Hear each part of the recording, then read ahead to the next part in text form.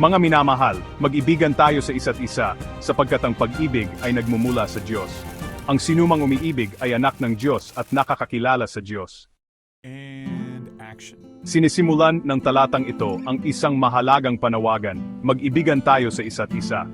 Hindi lang ito simpleng utos, kundi isang paalala na ang tunay na Kristiyano ay makikita sa kung paano siya magmahal. Ang pag-ibig ay hindi lang basta damdamin. Ito ay isang kilos na nagpapakita ng kabutihan at malasakit sa iba.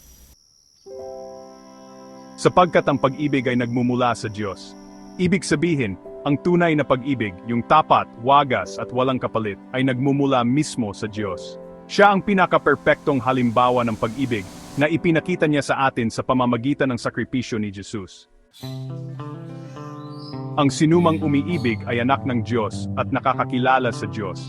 Kapag marunong tayong magmahal ng taos puso, ito ay patunay na binago na tayo ng Diyos at tunay nating kilala siya. Ang pag-ibig sa kapwa ay isang ebidensya na tayo ay may malalim na relasyon sa Kanya. Ang pagkakilala sa Diyos ay hindi lang basta pag-alam kung sino siya.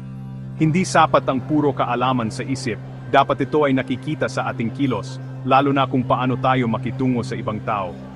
Kung sinasabi mong kilala mo ang Diyos pero hindi ka marunong magmahal, dapat mong suriin ang sarili mo.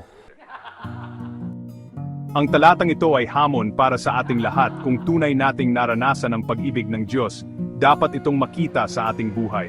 Hindi lang basta I love you sa salita, kundi sa gawa, sa pagpapatawad, pag-unawa, kabaitan, at malasakit. Ang pagmamahal sa kapwa ay hindi lang obligasyon. Ito ay natural na bunga ng pagmamahal na natanggap natin mula sa Diyos. Sa madaling salita, kung puno ka ng pag-ibig ng Diyos, hindi mo maiwasang ipakita ito sa iba. Hindi ito pilit, kundi kusa itong umaagos mula sa puso na punong-puno ng Kanyang kabutihan.